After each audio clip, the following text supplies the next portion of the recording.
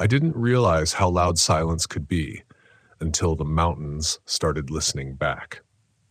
My name is Eli Harper, and at the time this happened, I was 38 years old enough to trust my experience, old enough to ignore my instincts when they contradicted my pride. I'd spent most of my adult life on the road, drifting between seasonal jobs and long stretches of isolation, always returning to the same idea that solitude was a kind of medicine, the kind you took alone, especially alone. That fall, I was driving a faded Volkswagen camper, one of those old models that rattles like it's remembering every mile it's ever traveled. I'd rebuilt most of it myself, new wiring, patched floor panels, a propane system that hissed just enough to keep you respectful. It wasn't fast, it wasn't pretty, but it was honest. Like me, I told myself. I grew up in Western Virginia, close enough to the Appalachian Mountains that they shaped how I thought about land and distance. The mountains were never just scenery. They were presence, weight, memory. I'd camped all over the country, deserts that stripped you bare, forests that swallowed sound, but Appalachia was different. It didn't feel empty when you were alone. It felt occupied. I chose a remote campground in eastern Kentucky, hours from the nearest town. It wasn't on most maps anymore, just a gravel spur road cutting through hardwood forest, marked by a leaning wooden sign so weathered the name had flaked away. No ranger station, no check-in, just a fire ring, a few rotting picnic tables, and the quiet assumption that if you came here, you knew what you were doing. That should have been my first warning. The drive-in took longer than expected. The road narrowed, then dipped, then twisted in ways that made the trees feel closer than they were. The sun was already slipping behind the ridgeline when I finally cut the engine and stepped out. The air smelled like damp leaves and iron-rich soil, sharp and cold enough to sting the inside of my nose. Somewhere far off, something moved through brush, not crashing, not fleeing, just passing through. I told myself it was a deer. I always told myself that. I set up quickly. Habit. Muscle memory. Chocks under the wheels, propane checked twice, curtains drawn halfway. I didn't light a fire. Something about the way the woods leaned inward made the idea of an open flame feel like an invitation. Instead, I heated a can of soup on the stove and ate standing up, listening. The first sound that bothered me wasn't loud, it was deliberate. A knock. Not on the van, on wood. Hollow. Rhythmic. 3 taps evenly spaced somewhere out in the trees.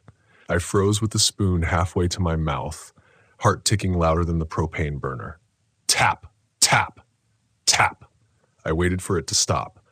It didn't repeat, just vanished into the dark like it had accomplished whatever it came to do.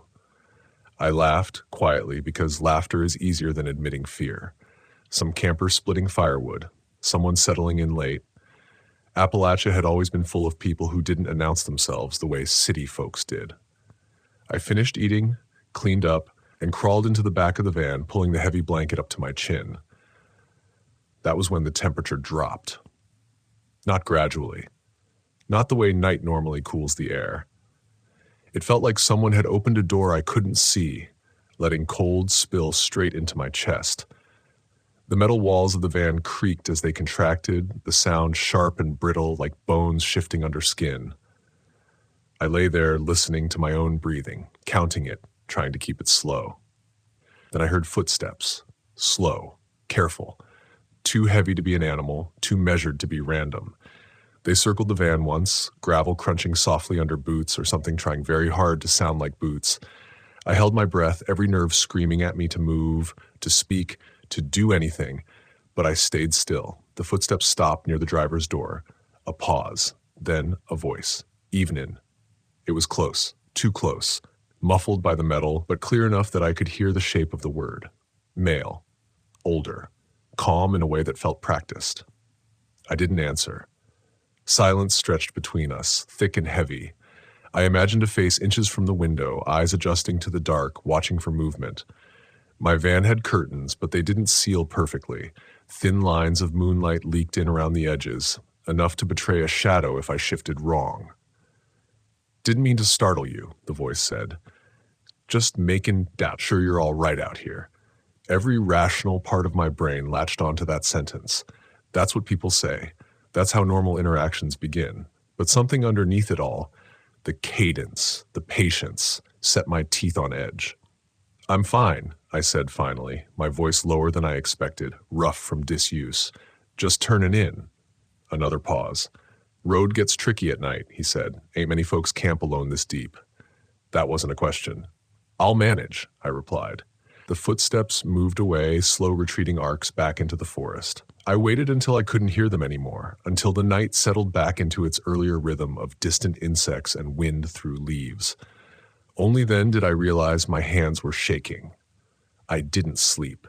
Every sound became a threat. Every shift of air felt intentional. At some point in the early hours, I smelled smoke. Faint, acrid, wrong. Not the comforting wood smoke of a campfire, but something damp and bitter like leaves burned without flame. I cracked the window an inch, heart pounding, and the smell vanished instantly, as if it had never been there at all. Morning came gray and low, fog clinging to the ground so thick it swallowed the trees at their knees. I stepped out stiff and bleary-eyed, scanning the campsite for signs of another person. Footprints, tire tracks, anything. There was nothing. No fire pit disturbed, no trash, no boot prints in the damp soil around the van. I told myself I'd imagined it. That exhaustion and old fears had stitched together something that felt real enough to linger. That's the lie you tell when the alternative demands too much change. I made coffee and drank it fast, eager to reclaim the day. The plan was to hike a nearby ridge trail, something I'd done years ago with my father before he passed. Memory pulled me forward, heavier than caution. I locked the van before I left, an old habit I'd never fully shaken, and headed into the trees. The forest swallowed me almost immediately. Sound dampened, colors muted, the world narrowing to the crunch of leaves under my boots and the steady rhythm of my breath. The trail was faint but navigable, marked by old blazes cut into tree trunks decades ago. As I climbed, the air warmed slightly, the fog thinning just enough to reveal the slope ahead. That's when I noticed the smell again. Smoke. Stronger this time, fresher. And underneath it, something else. Something sour and metallic that made my stomach tighten. I stopped, listening, heart hammering in my ears. From somewhere ahead, I heard the knock again. 3 taps. Wood on wood. Close enough now that I could feel it in my teeth. I stood there, frozen between the instinct to turn back and the stubborn refusal to believe the mountains were warning me. The trail ahead dipped out of sight, curving around a stand of trees so dense they blocked what little light filtered through the canopy. I took one step forward. The forest went quiet, not peaceful quiet, expectant, like it was waiting to see what I'd do next. I took another step, then another, each one heavier than the last, like the ground itself was reluctant to let me pass. The knock didn't repeat. That almost scared me more. When sound stops abruptly in the woods, it doesn't mean peace. It means attention has shifted. The trail curved, and I followed it down into a shallow hollow where the air felt colder, pooled like water. That was where I saw the fire pit. It wasn't old. The stones were still blackened, ash gray and loose, not yet compacted by rain or time. A thin wisp of smoke curled upward, dissolving almost instantly into the fog. Someone had been here recently. Very recently. I scanned the trees, forcing myself to move slowly, deliberately, the way you do when you don't want to look like prey. My ears strained for any hint of movement, breathing, fabric brushing bark, the soft scrape of a boot. But there was nothing, just the distant drip of condensation falling from leaves. Then I saw the marks. On the trunk of a nearby oak, 3 fresh notches had been cut into the bark. Clean, deliberate, parallel. Too straight to be accidental, too evenly spaced to be random. My chest tightened as memory clicked into place. 3 knocks, 3 cuts, a pattern. I backed away, heart racing now, the rationalizations finally losing their grip. This wasn't coincidence. This wasn't exhaustion. This was something or someone staking a rhythm, a presence, and daring me to notice. I turned to leave. That was when the voice came from behind me. "You walk real quiet for someone who don't want to be followed." I spun, adrenaline flooding my system so fast it made me dizzy. He stood maybe 15 feet away, half obscured by fog, hands loose at his sides. Older, like I'd guessed, late 50s, early 60s. Beard gone mostly gray, clothes worn thin in a way that spoke of long use, not poverty. His eyes were the part that unsettled me most. Sharp. Curious. Not unfriendly exactly, but not warm either. "I didn't hear you," I said. He smiled faintly. "Most folks don't." My instincts screamed at me to put distance between us, but my legs felt rooted. Running felt like an escalation I wasn't ready to trigger. "Didn't mean to trespass," I added, hating how defensive I sounded. "Didn't know anyone else was out here." "Ain't many," he said. "That's why I notice when someone new shows up." I nodded, forcing calm. "I'm just passing through, headed back to my camp." "Volkswagen?" he asked. The word hit me like a shove. "Yes," I said slowly. "You saw it?" "Hard not to," he replied. "Sticks out." Another silence stretched between us, thick and unpleasant. The fog shifted, briefly revealing more of him. Mud-caked boots, a jacket that smelled faintly of smoke, and something older, something that clung to the fabric like memory. "You shouldn't camp alone out here," he said finally. "I've managed before. Before ain't now." The way he said it, quiet, certain, made my skin crawl. I took a step back, then another. "I should get going," I said. He didn't stop me. Didn't follow. Just watched as I retreated up the trail, his gaze heavy on my back until the curve of the path hid him from view. Only then did I let myself breathe. I didn't hike back so much as flee, every snapped twig sending panic through my veins. By the time the van came into view, my lungs burned and sweat chilled my skin despite the cold air. Relief washed over me, brief, fragile. The driver's door was open, just a crack, enough to notice. I stopped short, heart pounding so hard it hurt. I was certain I'd locked it. I always did. I approached slowly, eyes scanning the ground for footprints. The soil around the van was disturbed now, churned slightly, like someone had paced back and forth. Inside, nothing looked obviously out of place. Cabinets closed, bedding undisturbed, but the smell hit me immediately. Smoke again, stronger now, mixed with that same sour metallic note. It lingered in the air, invasive, wrong. On the small fold-out table, something new sat where nothing had been before. 3 small pieces of bark, freshly cut, laid side by side. I felt my knees weaken. This wasn't a warning anymore. It was a message. I grabbed my keys, hands slick with sweat, and slid into the driver's seat, slamming the door shut behind me. The engine coughed, then sputtered, then died. I tried again. Nothing. Just a weak clicking sound, mocking in its finality. "No," I whispered, pounding the steering wheel. "No, no, no." I popped the hood, forcing myself back outside despite every instinct telling me to stay sealed inside the metal shell. The engine compartment looked wrong. Wires I knew intimately were cut clean through, ends twisted together in crude knots, as if someone had wanted me to see the damage rather than sabotage it completely. They weren't trying to trap me forever, just long enough. The forest around the campsite felt closer now, pressing in, every tree a potential hiding place. I slammed the hood shut and backed toward the van, eyes darting from shadow to shadow. That's when the knocking started again. Not in the woods. On the van. Tap, tap, tap. Slow. Patient. It came from the back door. I didn't answer. The knock repeated, closer now, louder, vibrating through the metal.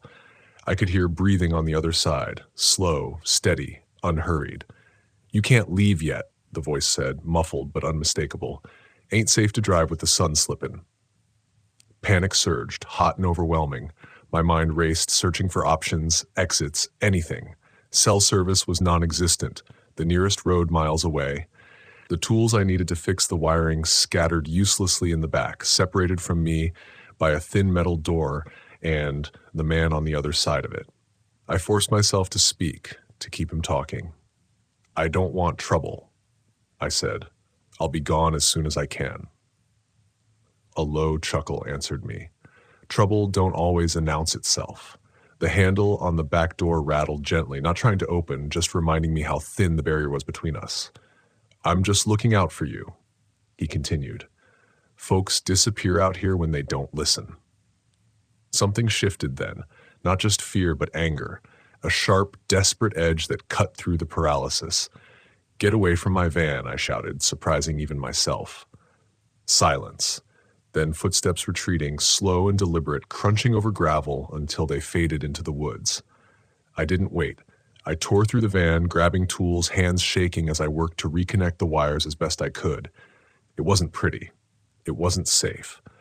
But when I turned the key again, the engine roared to life with a sound that felt like salvation. I didn't pack, didn't clean. I threw myself into the driver's seat and peeled out of the campsite, gravel spraying behind me as the forest blurred past. The road twisted and dipped, my headlights barely cutting through the gathering dusk. As I rounded one final bend, I saw him standing at the edge of the road, watching, not waving, not chasing, just watching me leave. I didn't slow down.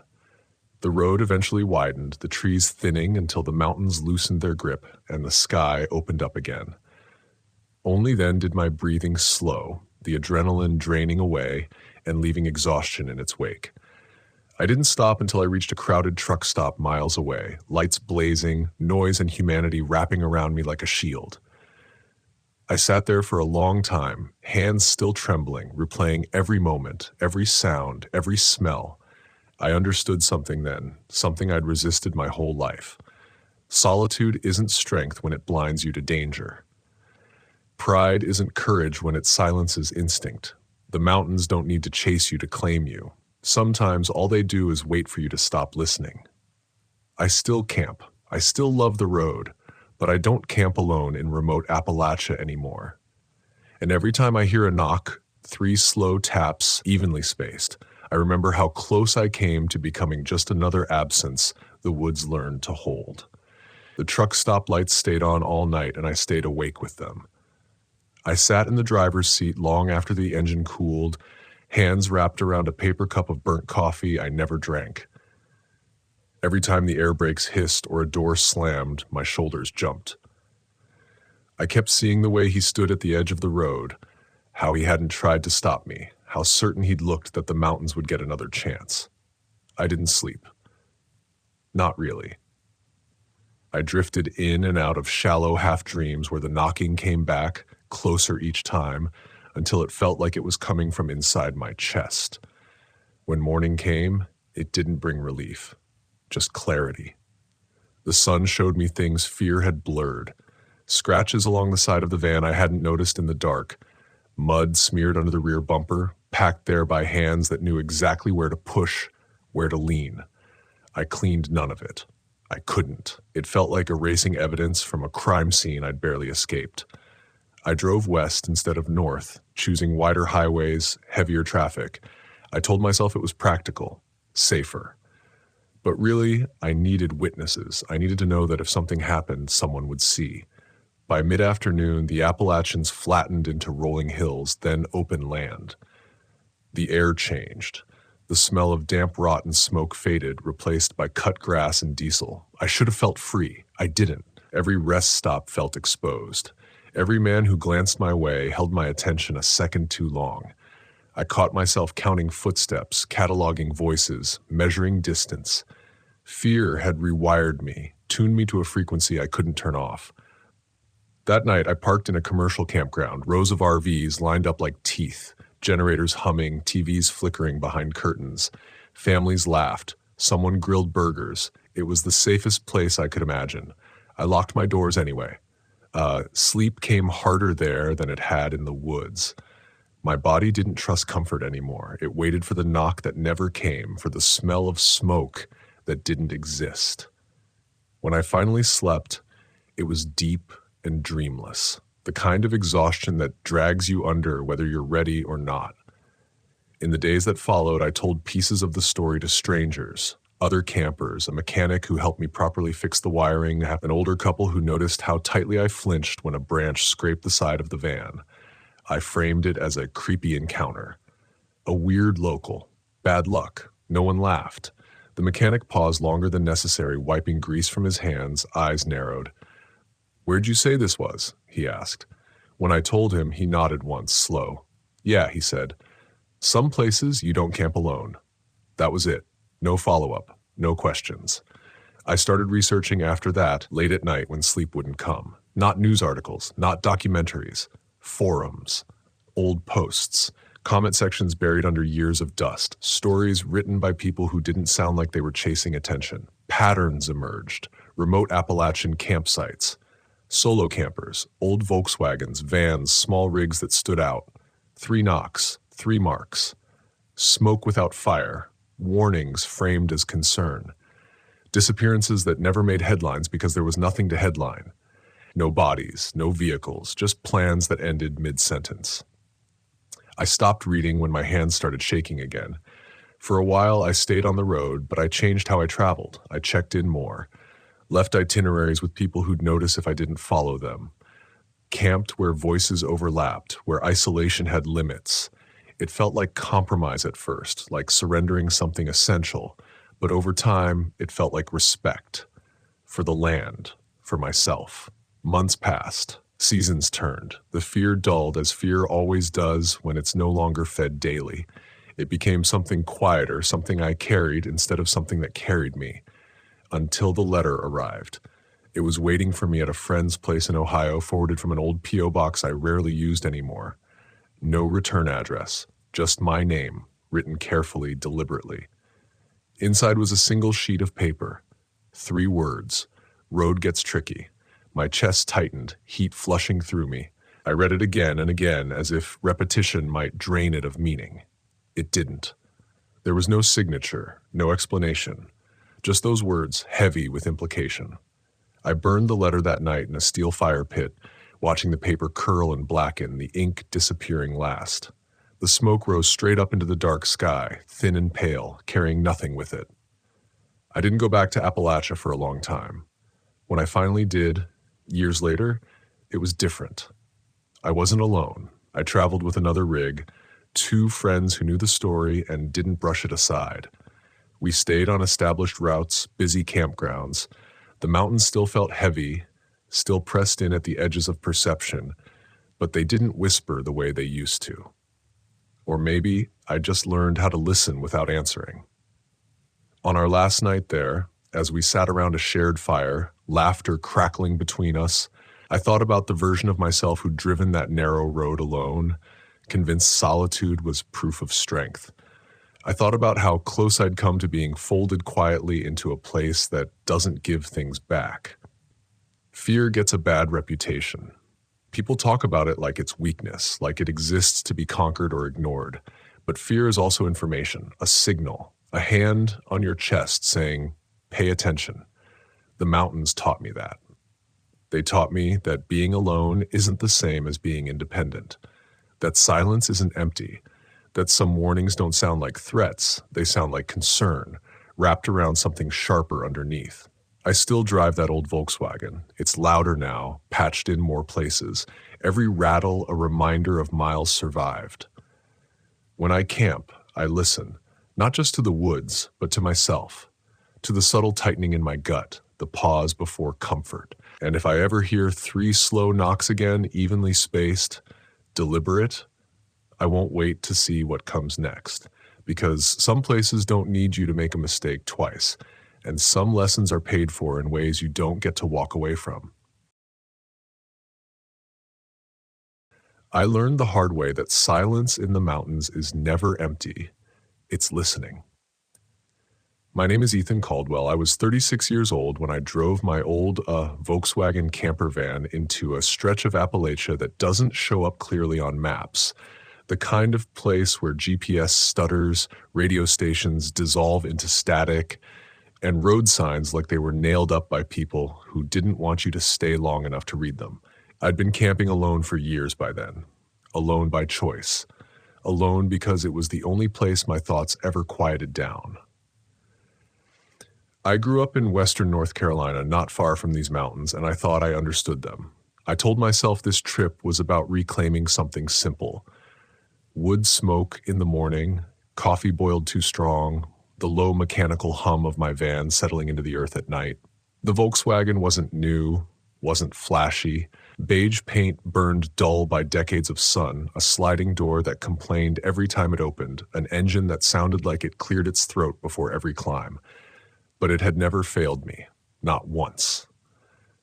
That belief, That machines, routines, and experience could keep me safe was the first lie I told myself. I arrived just before dusk, following a narrow gravel road that twisted through dense forest like it was trying to shake me off. The trees leaned close, branches knitting overhead until the sky became a thin gray ribbon. When the road finally opened into a clearing, it felt less like a campsite and more like a pocket the forest had forgotten to close. No ranger station, no posted rules, just a rusted fire ring, a half-rotted picnic table, and ground packed hard by years of people who stayed only one night. I should have turned around then. The feeling was immediate and physical, like walking into a room where an argument had just ended. The air felt heavier, still. Not cold exactly, but wrong in a way I couldn't name. I remember standing outside the van, keys still in my hand, listening. No insects, no birds. Even the wind seemed to pause, as if waiting for me to do something stupid. I set up anyway. That's the thing about experience. It makes you arrogant. I told myself the quiet was normal, that dusk always brings a lull, that Appalachia had its moods, and this was one of them.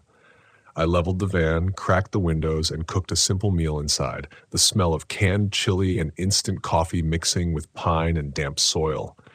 The forest watched. I could feel it, even with my back turned.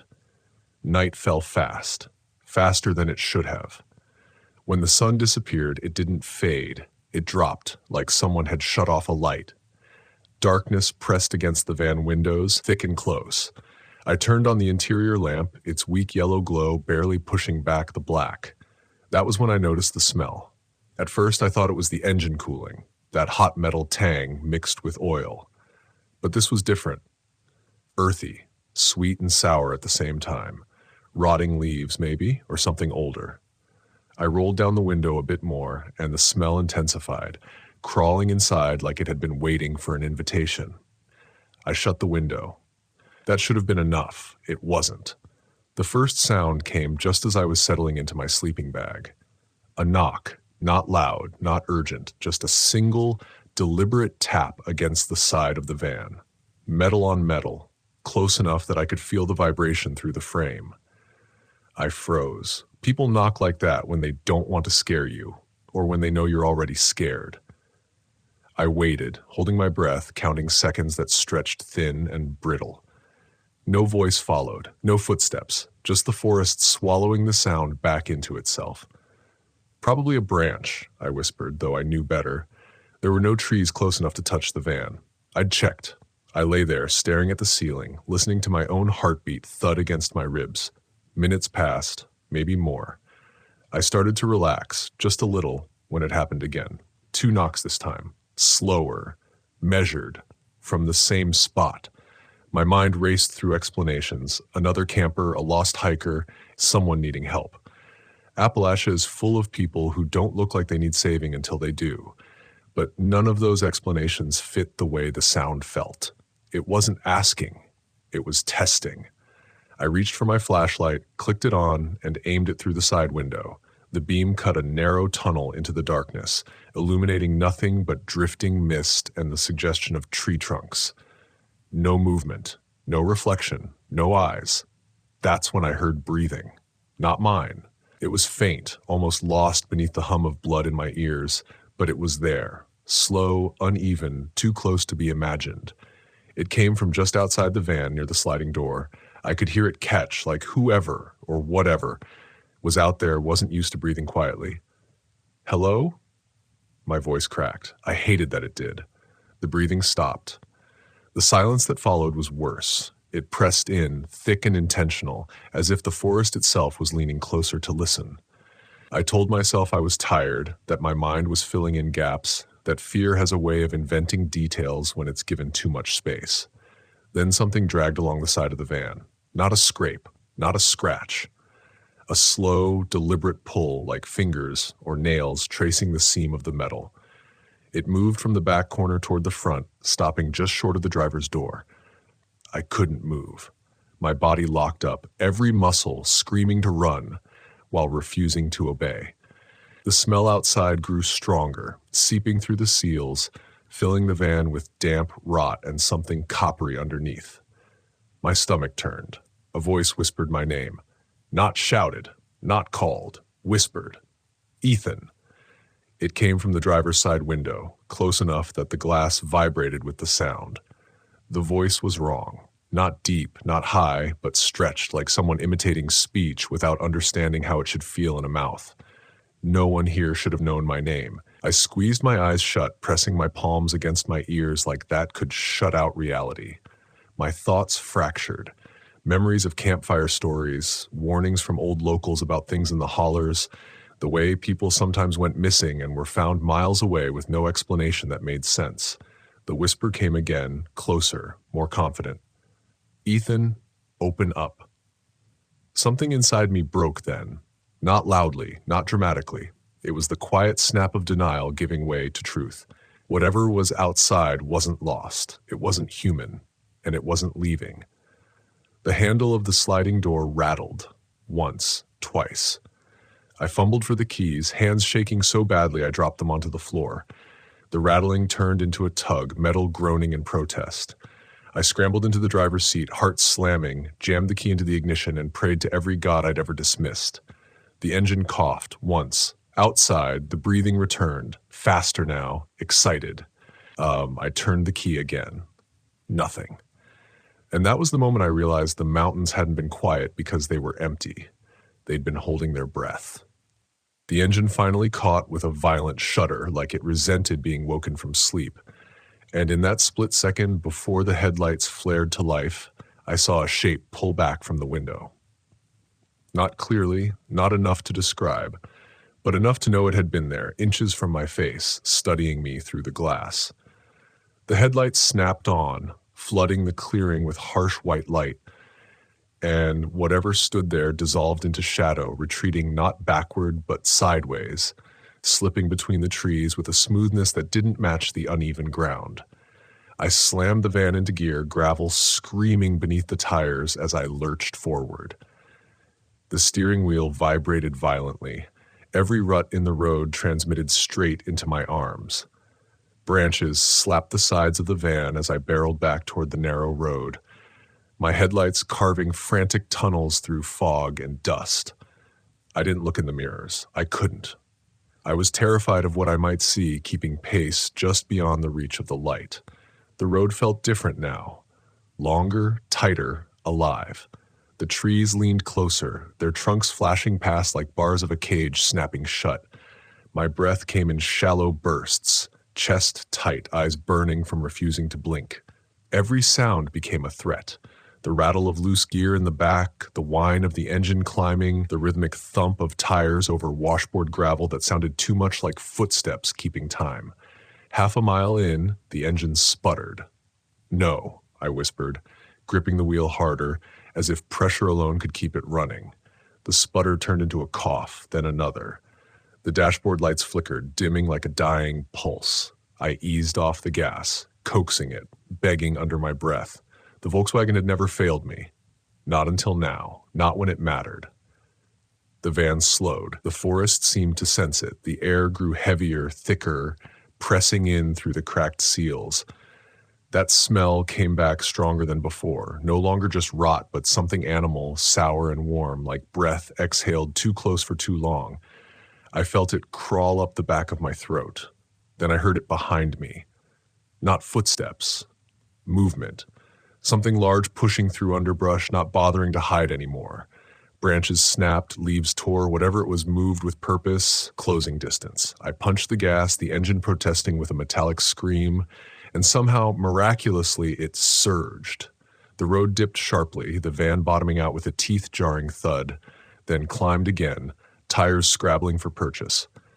I didn't slow until the gravel gave way to cracked asphalt and a weathered wooden sign flashed past my headlights. County maintenance. No through traffic. I didn't care. Asphalt meant people. People meant witnesses. I drove another 10 minutes before I pulled over, hands numb, vision tunneling, heart still racing like it hadn't gotten the message that we were alive. I sat there with the engine idling, doors locked, lights on, scanning the tree line. Nothing followed me out. No shapes. No whispers. Just the normal night sounds returning, tentative at first, crickets testing the air, leaves shifting with the breeze. It felt staged, like the forest putting on a performance of normalcy now that I'd crossed some invisible boundary. I didn't sleep that night. I drove until dawn, painted the sky a sickly gray, and parked in a rest area with cameras and a bathroom that smelled like bleach and neglect. Only then did I let my body shake. Only then did the fear catch up all at once, crashing through me in waves so strong I had to brace my hands against the steering wheel to keep from folding in on myself. When the sun came up fully, I checked the van. No scratches, no dents, no handprints, nothing to prove what I'd experienced except a faint smear along the side panel near the sliding door. Dark, greasy, like something had leaned there for a long time. I scrubbed it off with paper towels and water from my jug, but the smell lingered, faint and stubborn, like a memory refusing to fade.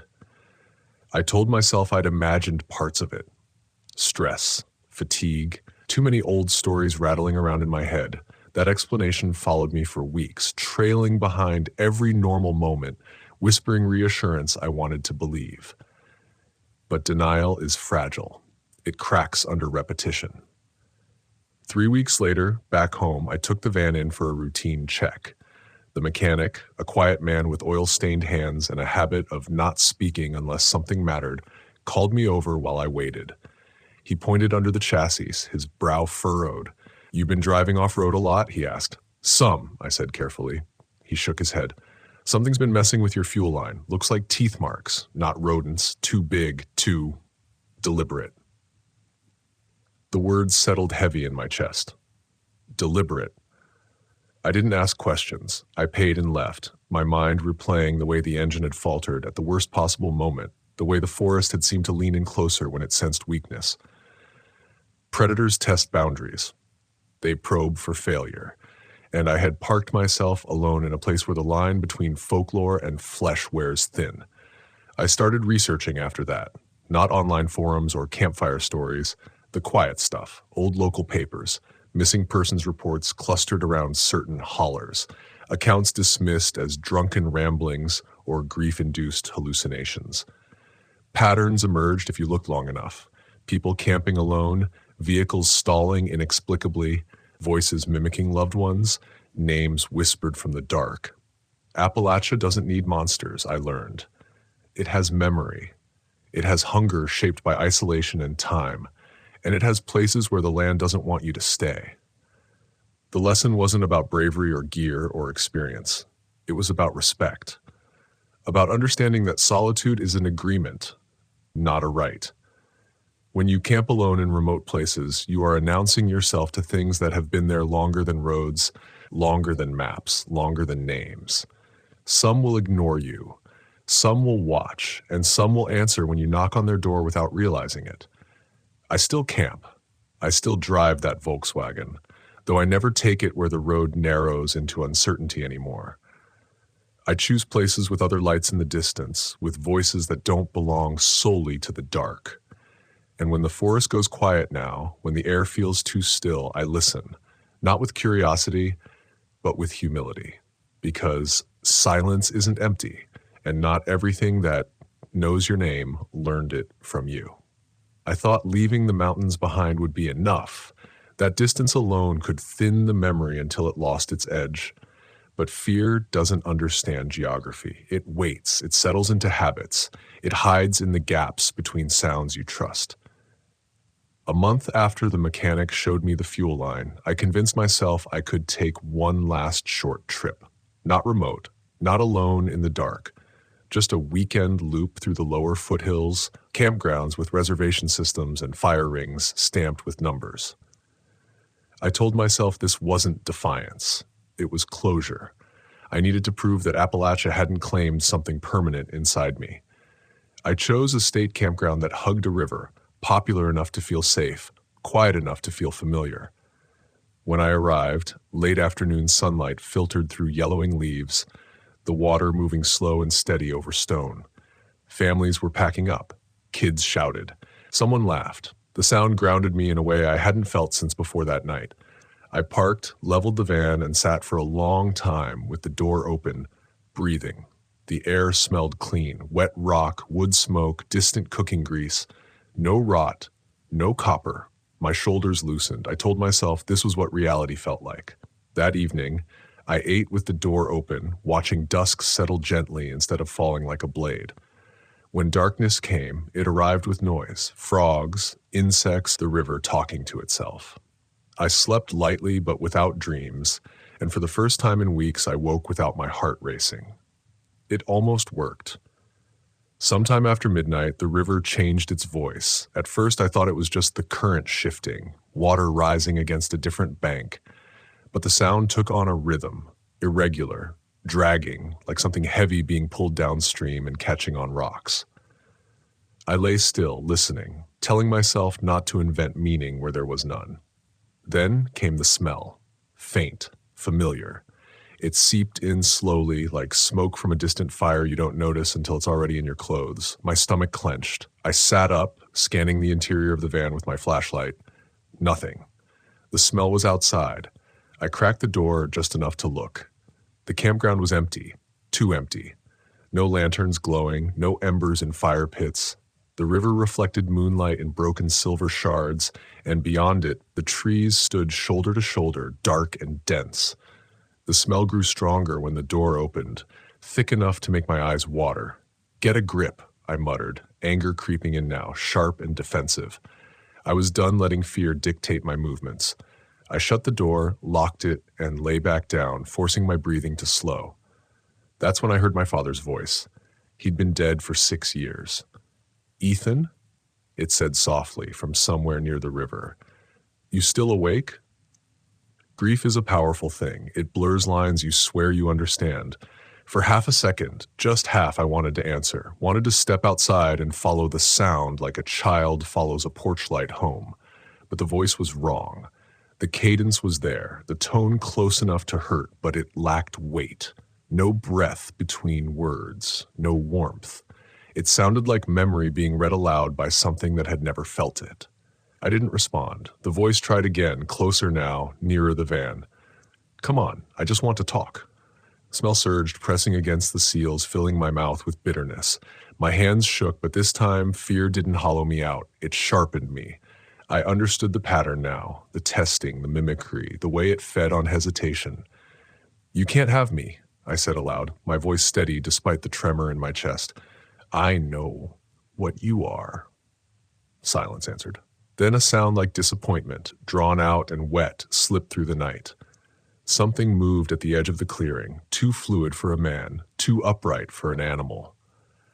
Moonlight bent strangely around it, refusing to settle.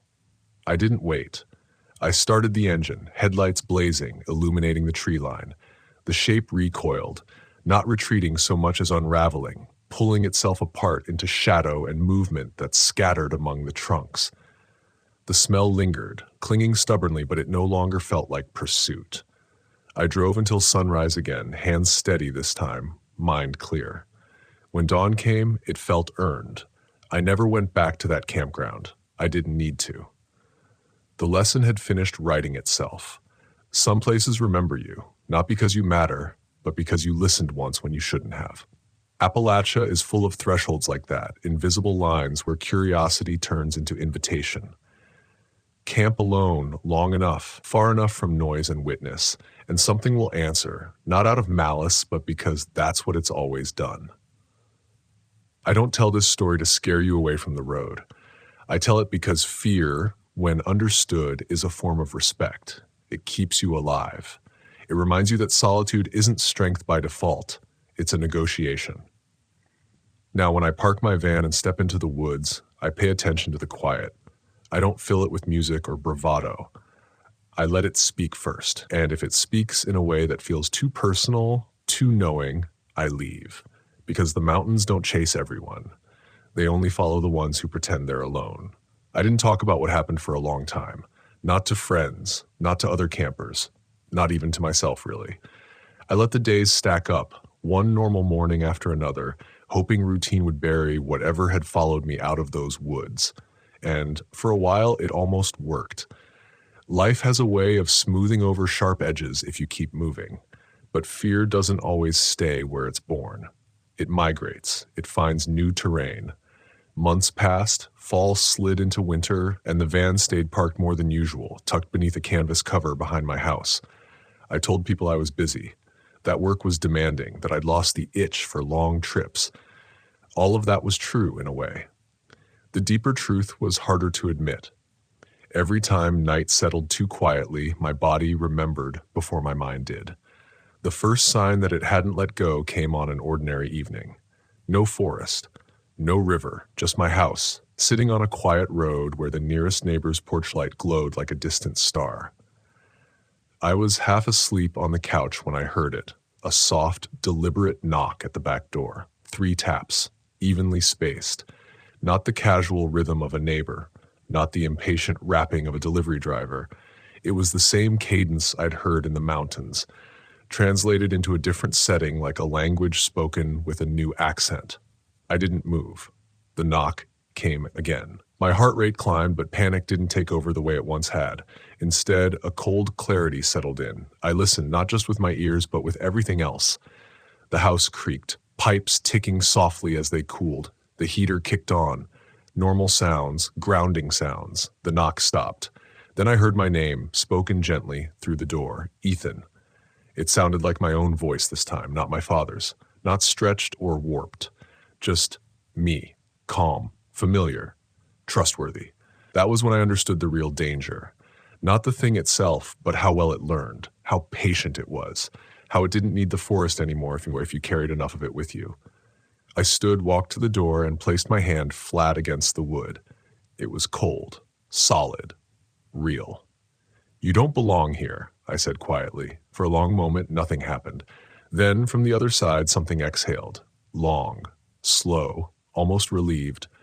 The sound slid away, fading into the night like mist burned off by morning sun. I didn't open the door. I slept with the lights on that night, and for the first time since Appalachia, I dreamed. Not of being chased, but of standing at the edge of the trees, watching something watch me back, both of us perfectly still, perfectly aware that the rules had changed. After that, the encounters stopped. No more voices, no more knocks. But the understanding stayed, etched deep and permanent. Some doors, once noticed, never fully close. Some invitations linger even after you've rescinded them. I sold the house the following spring. Not because I was afraid, but because I didn't want to confuse familiarity with safety again.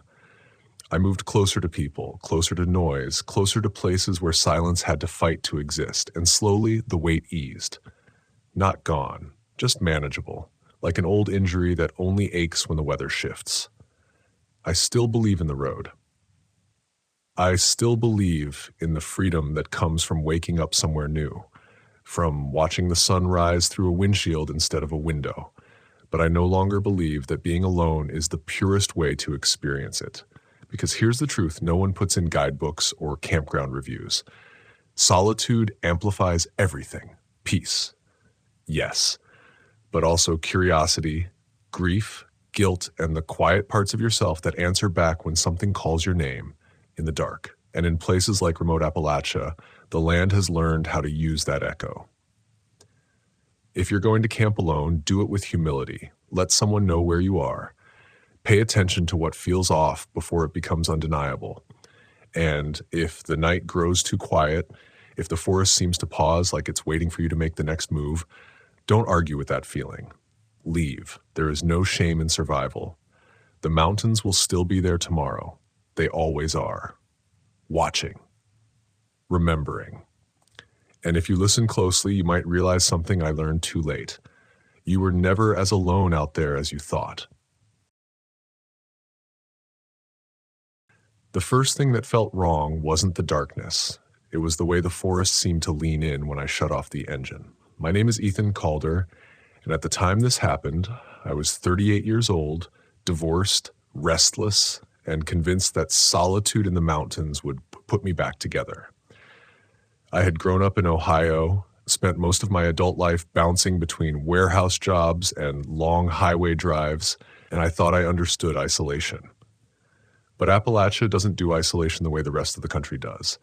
Out here, being alone doesn't mean being unnoticed. It means being observed quietly, patiently by things that don't announce themselves. I had driven my old Volkswagen camper, faded blue paint, rust blooming around the wheel wells, deep into a stretch of remote Appalachian forest straddling eastern Kentucky and West Virginia. No official campground. No reservation, just a gravel spur road I'd found marked on an outdated Forest Service map. I told myself that was part of the appeal. Real camping. No neighbors. No generators humming through the night. Just trees, cold air, and silence. The moment the engine died, the silence arrived too fast, like something had been waiting for permission to breathe again. The air smelled damp and metallic, like wet leaves crushed under iron. My headlights cut a narrow tunnel through the trees, illuminating trunks that rose straight and pale, packed too tightly together. When I stepped out of the van, the ground felt springy, unstable, as if the earth itself had been holding water and secrets for decades. Somewhere far off, something moved. Slow, deliberate. Not a scramble, not a deer, just a shifting presence that made me pause with the door still open. I told myself it was nothing. That's what I always did. I'd come here chasing quiet, but I'd also come running from something else. Months earlier, I'd ignored my instincts during a night stop in Tennessee. Let a stranger linger too long near my van because I didn't want to seem rude, didn't want to feel paranoid. Nothing happened that night. But the memory stuck with me, sour and unresolved. Part of me wanted redemption. Proof that I could trust my judgment again. Proof that fear didn't control me. So when the forest pressed in, when the dark felt too thick, I smiled to myself and said, "You're just tired." I leveled the van as best I could, popped the roof, and went through my routine. Stove check, locked the doors, curtains drawn. The interior smelled faintly of oil, coffee grounds, and the cheap pine cleaner I used to mask mildew. Familiar smells. Safe smells. I cracked a can of soup, listening to the hiss of the pull tab echo too loudly in the quiet. That's when I heard the first sound that didn't belong. It was faint, almost polite. A single knock, not on the van, somewhere outside, wood on wood. I froze with the spoon halfway to my mouth, holding my breath so I wouldn't miss it if it came again. The forest answered with nothing. No wind, no insects, just that heavy, expectant stillness that made my ears ring. I waited a full minute before I exhaled, probably a branch falling, probably my imagination filling in gaps. Appalachia had a reputation, sure, but reputations grow in places where people don't understand the land. I finished eating, wiped the pot clean, and climbed into bed. The temperature dropped faster than I expected. Cold crept up through the floorboards, numbing my feet even inside thick socks. I pulled my jacket tighter and listened to the woods the way you listen to a room after an argument. Careful, alert, searching for signs of escalation. Another knock came, closer this time. 3 taps, evenly spaced. Tap, tap, tap. This time it sounded like it came from behind the van. My heart started to race, but my mind fought it. Maybe another camper. Maybe someone lost. People knock in patterns, animals don't. I reminded myself of that as I slid out of bed and peered through a narrow gap in the curtain. My headlights were off now. The darkness outside was complete, swallowing the trees and the road alike. I couldn't see 10 feet past the windshield, but I could smell something new, sharp, acrid, like old smoke clinging to damp clothes. It drifted through the cracked window, subtle but unmistakable. "Hello?" I called, hating the way my voice sounded small in the van's hollow shell. No answer. Just the forest breathing back at me. I locked my gaze on the side mirror, straining to catch movement in the sliver of reflected black. My reflection stared back instead. Eyes wide, jaw tight. I didn't recognize myself. I looked like someone waiting to be proven wrong. Another sound broke the quiet, not a knock this time, but a shuffle. Slow footsteps on leaves, circling. Whoever, or whatever it was, moved with purpose, staying just beyond where my eyes could find it. I told myself I was being dramatic, that fear feeds on isolation, that the human brain invents threats when it's deprived of social cues. I'd read that somewhere. It felt important to remember now. The footsteps stopped near the rear door. I heard breathing, not mine. It was shallow, deliberate, like someone trying not to be heard. "Hey," I said again louder. "You need help?" The breathing paused. Then from the darkness, a voice answered. Not close, not far, but wrong in a way I can't fully explain. It sounded human, but stretched thin, as if the words had been practiced without understanding their weight. Just passing through.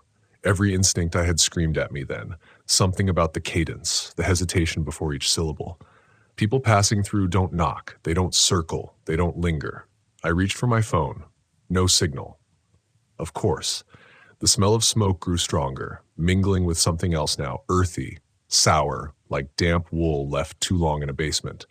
My skin prickled, every hair standing on end as the voice spoke again, closer this time. "You're a long way from home." I didn't answer. I couldn't. My mouth felt dry, my tongue thick. I slid into the driver's seat as quietly as I could, fingers trembling as they brushed the keys. The engine coughed when I turned it, the sound exploding into the night like a gunshot. From outside, something moved fast. A shape crossed in front of the windshield, too quick to identify, but tall enough to block what little starlight filtered through the canopy. My pulse hammered in my ears as the engine turned over again, slower this time, resisting. The knock came once more, this time on the van itself, right behind my head. I didn't think anymore. I didn't rationalize. I slammed the gas and prayed the tires would find traction on the damp gravel. As the van lurched forward, I caught a glimpse in the side mirror of something standing where I'd parked. It didn't chase me. It didn't wave. It just watched, perfectly still, as if it knew something I didn't, that leaving didn't mean escape. The road ahead twisted sharply, plunging deeper into darkness, and as I drove, I couldn't shake the certainty that whatever had found me back there wasn't done yet. The road narrowed as if it resented my decision to use it, gravel thinning into rutted dirt that bucked the van side to side. Branches scraped along the roof with long screeching complaints, each one making me flinch, my shoulders tight, my breath shallow. I didn't know where I was going anymore, just away from the place where the forest had learned my shape, my smell, my fear. I kept driving long after my hands started to ache from gripping the wheel too hard. The headlights carved through fog that hadn't been there before, pale and low, sliding between the trees like breath escaping a mouth. The deeper I went, the colder it got. My breath fogged the windshield from the inside now, forcing me to wipe it away with my sleeve, smearing condensation into ghostly streaks. That was when I realized the radio was on. I hadn't turned it on. A low hiss filled the cab, undercut by a faint warble of sound, something almost like a melody, distorted and off-key. I reached for the dial, twisting it hard to the left.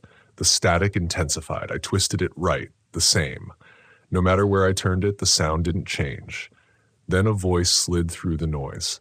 Not words at first, just breath and cadence, like someone humming to themselves while thinking. My stomach dropped. The voice wasn't coming from outside. It was inside the van now, pressed into the speakers, intimate and unavoidable. "Shouldn't be here," it murmured. I slammed the radio off. The silence that followed felt too sudden, too clean, like the end of a held scream. My ears rang. I checked the mirrors again, heart pounding, convinced I'd see headlights behind me, or worse, nothing at all, just empty road where something should have been. The road curved sharply downhill, the grade steep enough that I had to ride the brakes. That's when I smelled it again. Smoke. Stronger now.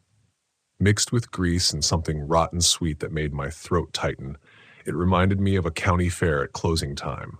Burnt food, spilled beer, sweat left too long in the heat. A dim light appeared ahead, yellow and unsteady, swinging slightly as if suspended from a hook.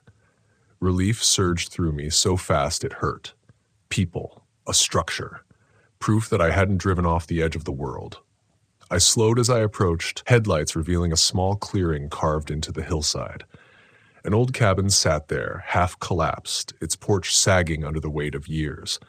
A single lantern hung from a nail near the door, its flame guttering in the cold air. No vehicles, no power lines, no sound but the ticking of my cooling engine when I stopped. I didn't want to get out. Every part of me screamed not to, But the road behind me felt worse, felt watched, claimed. I told myself the cabin meant safety. People always mean safety. That belief had gotten me into trouble before, but I leaned on it anyway. Desperate. I stepped out into the clearing. The cold bit hard, sharper than before, seeping through my jacket as if it weren't there. The ground was packed dirt, worn smooth by many feet over many years. Too many, I thought. The lantern's light cast shadows that stretched and twisted, making the trees around the clearing bend inward like eavesdroppers. "Hello?" I called, my voice cracking despite my effort to sound steady. No answer. I took a few steps closer. The cabin smelled like old wood and mold, layered with that same smoky tang that had followed me from my first campsite. The door stood slightly ajar, a thin line of darkness cut through the lantern light inside, thick and absolute. That's when I noticed the marks, scratches carved deep into the porch posts and doorframe. Not random, deliberate. Lines crossed and recrossed, some so old they'd been weathered smooth, others fresh and pale against the darkened wood. They weren't symbols I recognized, but they carried intent, messages etched by hands that had needed to be heard. My chest tightened. I took a step back, then another. The forest responded with a sound I hadn't heard before, a low murmur, like many voices speaking just below the threshold of comprehension. It wasn't coming from one direction. It was everywhere, vibrating through the ground, through my boots, into my bones. The lantern flickered. Behind me, something shifted. I spun around, heart leaping into my throat, and saw movement at the edge of the clearing. A figure stepped forward into the lantern's reach. Then another, then another. They didn't rush. They didn't hide.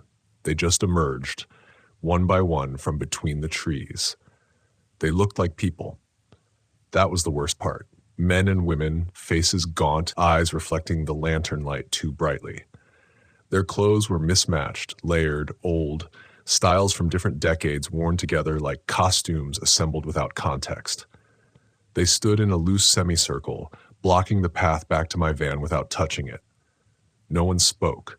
I searched their faces for something familiar, curiosity, concern, hostility, but found only expectation, like an audience waiting for a performance to begin. "I'm just passing through," I said, the words tumbling out because I didn't know what else to offer, the same words the voice had used earlier. The realization made my stomach churn. A woman near the center tilted her head. Her smile was slow, careful. "Everyone is," she said. The murmur grew louder, resolving into fragments of speech that brushed against my ears and slid away before I could grasp them. The lantern flared suddenly, casting harsh light across the clearing, and for a split second I saw what was wrong with them. Their shadows didn't match. Some stretched too long, some bent at impossible angles, a few didn't move at all. Panic surged, raw and overwhelming. I bolted for the van, adrenaline wiping away fatigue, fear sharpening my focus to a single point. Hands reached out, not to grab, but to guide, redirect. Fingertips brushed my sleeves, my shoulders, light as leaves, but cold enough to burn. "Don't," someone whispered near my ear. "You'll wake it." I didn't stop. I couldn't. I tore the door open, threw myself into the driver's seat, and slammed it shut. The engine roared to life immediately this time, eager, desperate. As I peeled out of the clearing, gravel spraying, I saw them in the mirror, still standing there, lantern swinging gently, watching me leave like they'd watched many others. The road beyond the cabin felt different, narrower, more claustrophobic, trees pressed close, branches tangling overhead until the sky disappeared entirely. The van shuddered as I drove, the smell inside shifting from oil and dust to damp fur and rust. Something thumped against the side panel. Once, twice. Then again higher up, like a fist pounding from the outside. I accelerated, breath coming in ragged gasps. The thumping kept pace, moving along the van's length, circling, testing. I screamed when something scraped across the roof, the sound vibrating through the metal like a scream of its own. "Leave me alone," I shouted, tears blurring my vision. The words felt useless the moment they left my mouth. The road ended without warning. A sheer drop yawned ahead, headlights illuminating empty air and a tangle of treetops far below. I slammed the brakes, the van skidding sideways, tires inches from the edge. The sudden stop threw me forward, chest slamming into the steering wheel, pain exploding through me. Behind me, the thumping stopped. The silence that followed was absolute. I sat there shaking, forehead pressed to the wheel, listening to my own heartbeat echo too loudly in the cab. When I finally looked up, I saw it standing in the road behind me, framed perfectly in the headlights. It was tall, too tall. Its outline shimmered, unstable, like heat rising off asphalt. Where a face should have been, there was only suggestion. Hollows where eyes might belong, a darker smear where a mouth could form if it wanted to. It didn't move closer. It didn't have to. Because in that moment, I understood something that cut deeper than fear. This wasn't about chasing me away. It was about showing me how small I was, how temporary, how the forest didn't need to hunt when it could wait. The thing lifted an arm, too many joints bending the wrong way, and pointed, not at me, but at the drop ahead. An offer.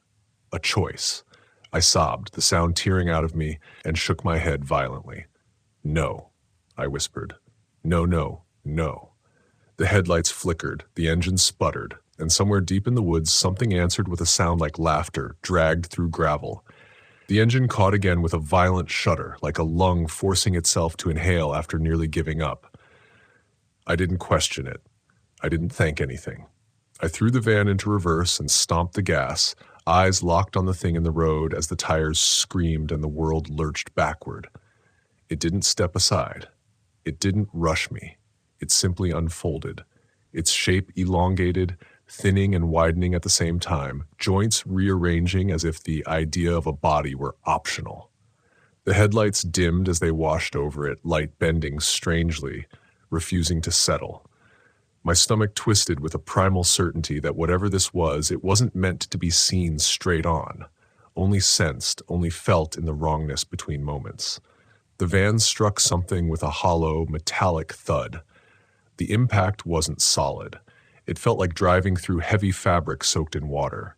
Resistance without form. The steering wheel jerked violently in my hands, and a sound tore through the cab. Not a scream, not a roar, but a pressure wave of sound that vibrated my teeth and made my vision white out at the edges. Then I was past it.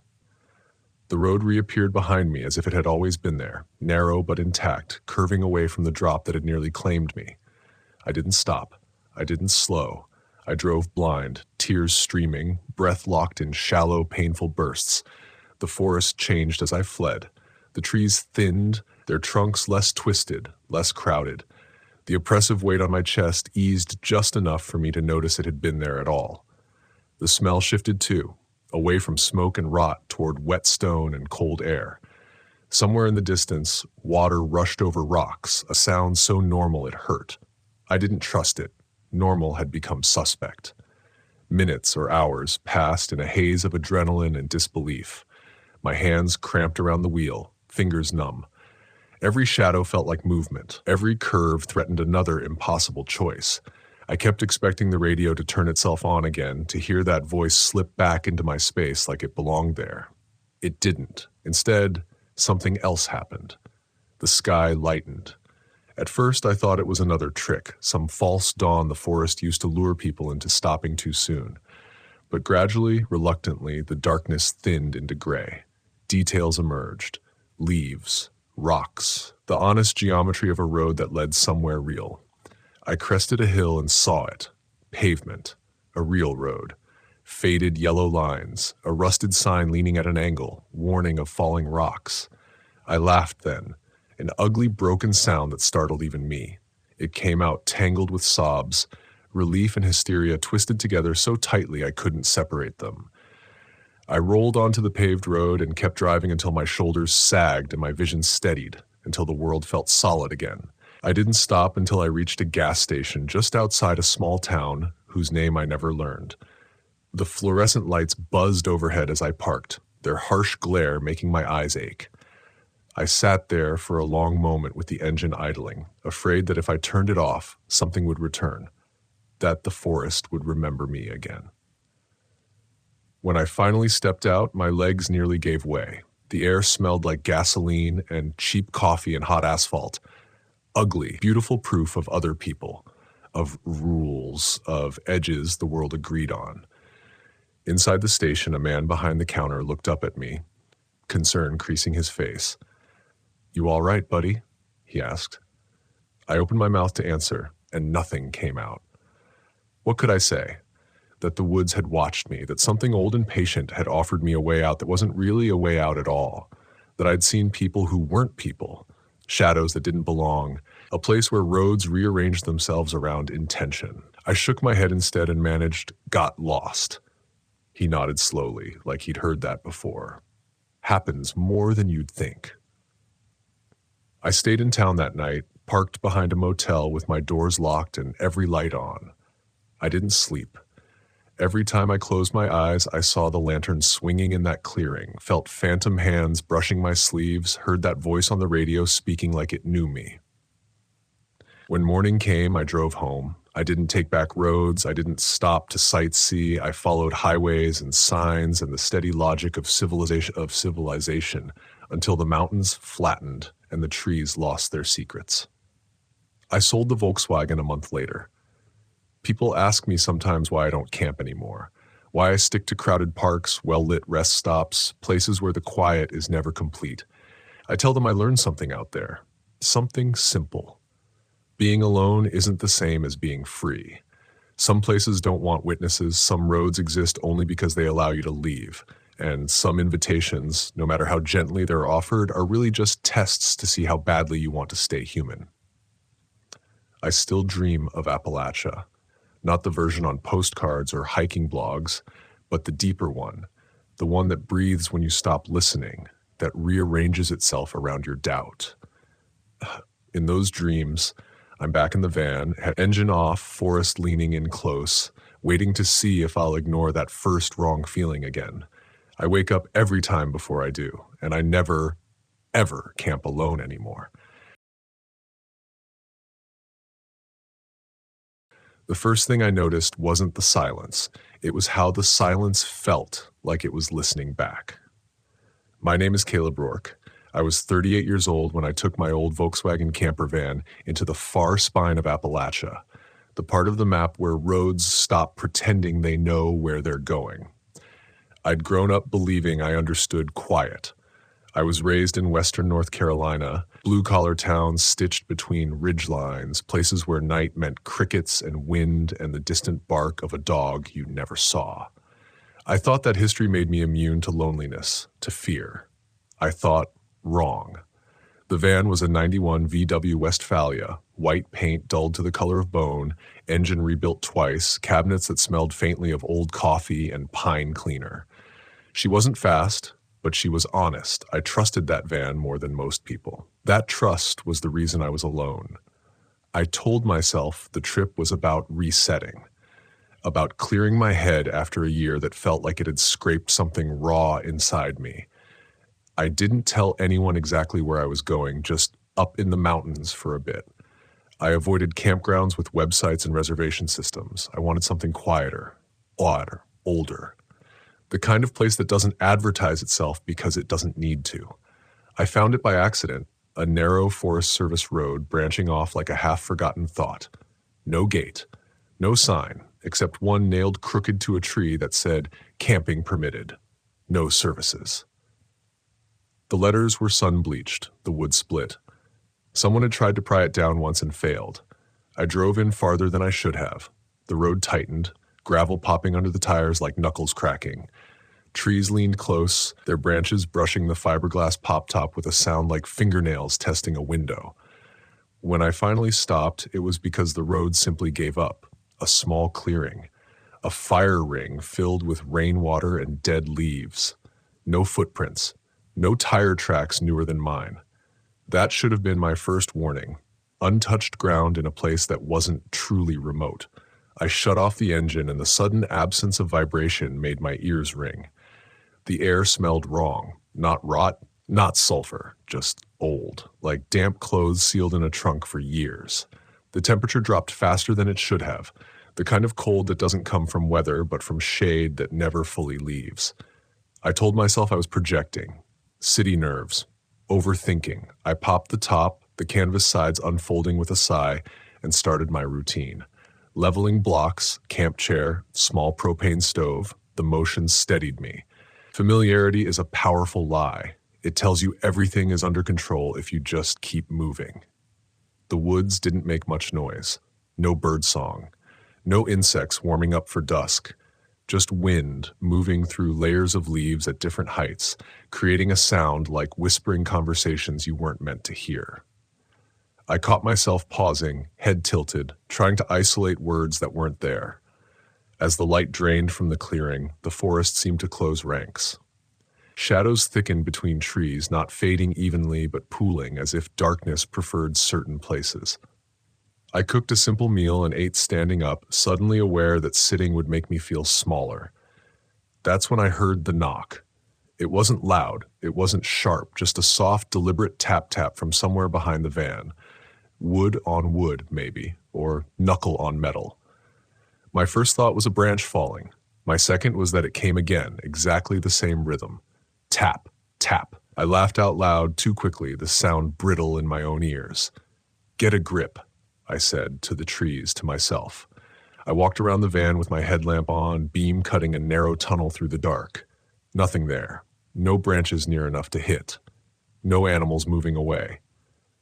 When I turned the light off, the darkness rushed back in, thicker than before, like something relieved. I locked the doors that night, which I rarely did in camp. The click of the mechanism sounded embarrassingly loud. I lay on the lower bunk, listening to the van settle, the metal ticking as it cooled. Every so often I thought I heard footsteps, not approaching, not retreating, just pacing, always just at the edge of certainty. Sleep came in shallow pieces. Sometime after midnight, the smell woke me. It seeped into my lungs before my brain could name it. Sweet, sour, and hot all at once, like meat left too long in the sun. I sat up, heart already racing, headlamp snapping on. The inside of the van was unchanged, cabinets closed, no food out. The smell was stronger near the rear door. Another knock came, this time closer, firmer. 3 taps, a pause. 2 more. My mouth went dry, I didn't move. I didn't speak. I counted my breaths, trying to slow them, trying not to let panic write a story my body would believe. Then a voice, so soft I almost missed it. Hey. It wasn't a shout, it wasn't threatening. It was casual, familiar. The kind of voice someone uses when they don't want to startle you. Male, maybe middle-aged. Appalachian accent, subtle but unmistakable. Hey, it said again. You in there? Every instinct I had screamed not to answer. At the same time, something older, deeper urged me to respond, to be polite, to be normal, to not offend the unseen person standing in the dark outside my thin metal walls. I compromised by asking, who is it? Silence stretched. The smell intensified, filling the van, making my eyes sting. Just passing through, the voice said finally. Saw your lights earlier. Thought you might need something.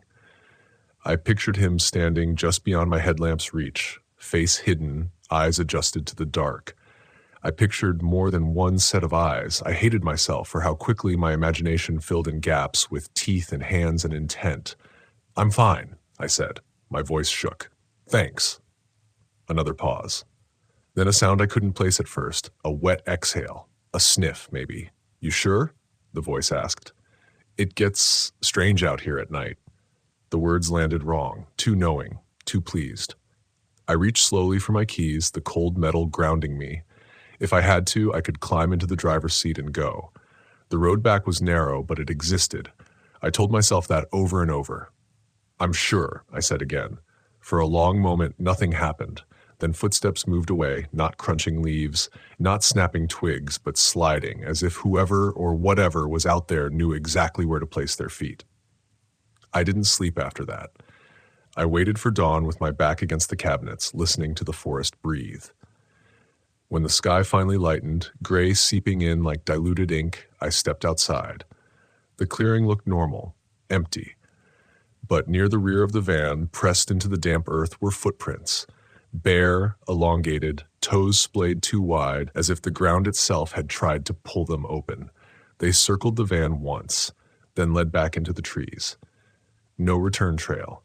I packed up without breakfast. My hands shook so badly I dropped the leveling blocks twice. As I started the engine, I noticed something carved into the bark of the tree nearest my driver's door. Fresh, pale wood exposed. Stay seen.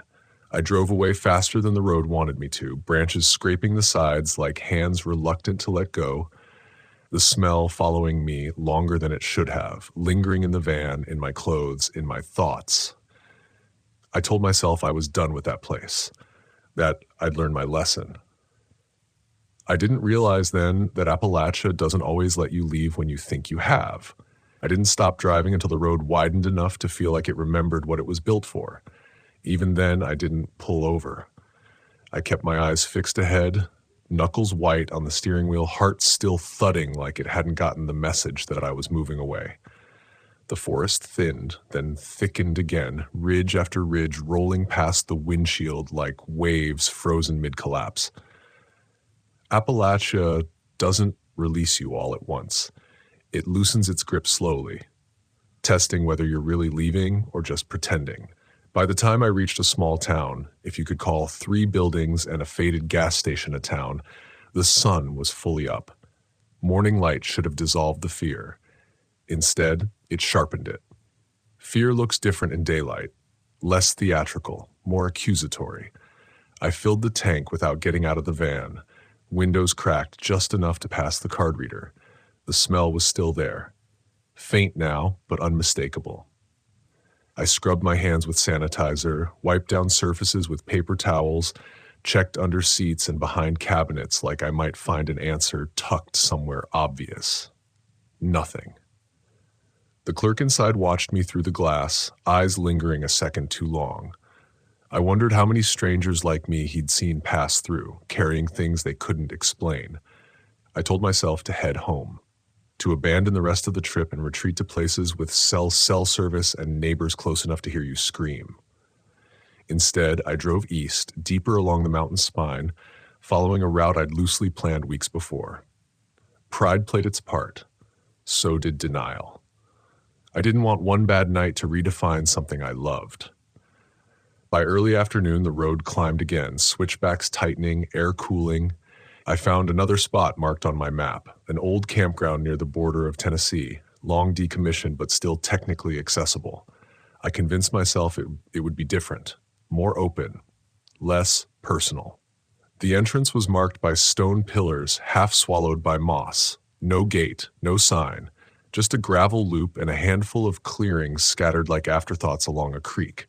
Water moved there, fast and loud, tumbling over rocks in a way that filled space, leaving less room for listening. I chose a site near the water, parked with the nose facing out, an old habit I suddenly took very seriously. The afternoon passed without incident. I hiked a short trail, stayed within sight of the van, let the rhythm of walking bleed some tension from my muscles. The forest here felt different, younger, less watchful. I almost laughed at myself for being on edge. Almost. As evening approached, the temperature dropped sharply. Cold settled into the clearing like a held breath. I built a small fire, more for comfort than warmth, and ate quietly, the creek's constant rush acting like a barrier between me and my thoughts. That's when I noticed the sound wasn't constant anymore. The water still moved, but beneath it, between it, there were gaps, pauses long enough to notice. In those gaps, something else threaded through, a low hum, irregular, almost melodic. Not quite singing, not quite mechanical. I stood, heart picking up pace again, and listened. The sound seemed to come from upstream, then downstream, never fixed. When I stepped closer to the creek, it stopped. I waited.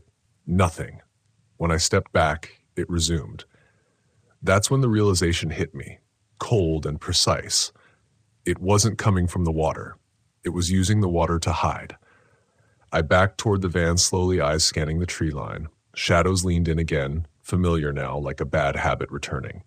The fire crackled, then popped, sending sparks up into the darkening sky. For a moment, the clearing felt like a stage lit too brightly, everything beyond the circle of light conspiring in the dark. I locked the doors before full night fell. Inside, the van felt smaller than it ever had. Canvas sides stretched tight, thin enough to make the outside world feel immediate. I turned on a low interior light, not wanting to broadcast my presence, but needing to see something solid. The hum returned, closer now, joined by something else, a rhythmic thud, not footsteps, too heavy, too slow, more like something being dragged. My phone had no service. I didn't check again. I already knew. Then came the knock. This one wasn't tentative. It wasn't curious. It was deliberate, placed squarely on the side panel behind my head. Thud. I froze, breath caught halfway in. The van rocked slightly, suspension groaning in protest. Caleb. The sound of my name hit harder than the knock. My chest tightened, a sharp, nauseating twist. I hadn't told anyone here my name. I hadn't signed in anywhere. I hadn't spoken to a soul since the gas station, and that clerk never asked. Caleb, the voice said again, closer now, lower. You didn't have to leave that first place. A memory surfaced unbidden. The footprints. The carving. Stay seen. How do you know my name? I asked, hating how small my voice sounded. Silence. Then a soft chuckle, wet and intimate, like it was meant just for me. You left something, the voice said. Thought you might want it back. Something scraped along the side of the van, metal protesting under pressure. My pulse roared in my ears. I reached for the keys again, hand trembling so badly I almost dropped them. Remember what you learned, I told myself. Don't rationalize. Don't be polite. Don't wait. The engine turned over on the second try, a blessed, ugly sound. The headlights cut through the darkness, illuminating the clearing in harsh white beams. For a split second, I saw movement near the creek. Tall, too tall, bent at angles that didn't match bones I recognized. Its skin, if that's what it was, looked stretched, pale against the dark, reflecting light like wet stone. Then it moved, impossibly fast, vanishing into the trees just as I threw the van into reverse. Branches whipped against the sides as I backed out, tires spinning on loose gravel. Something hit the rear bumper hard enough to jolt me forward, teeth clacking together. I didn't look back. I drove blind, heart in my throat, the road unraveling ahead of me just fast enough. The hum followed for miles, sometimes fading, sometimes swelling, as if the mountains themselves were carrying it along their ridges.